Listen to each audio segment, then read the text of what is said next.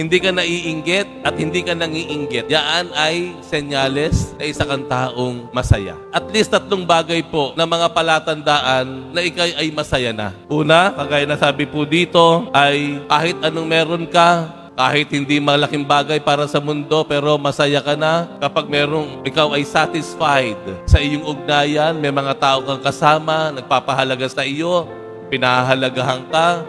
Kapag ikaw ay hindi naiinggit at hindi nangiinggit, ikaw ay isang taong masaya. Hilingin po natin sa Diyos sa misang ito. Ipanalangin po natin sa Diyos, Lord, i-bless mo ako ng kasiyahan, kagaya ng ginawa mo sa Panginoong Jesus sa Ebanghelyo. Diyos Ama, puspusin mo po ako ng iyong Espiritu nang ako ay maging masaya. Amen.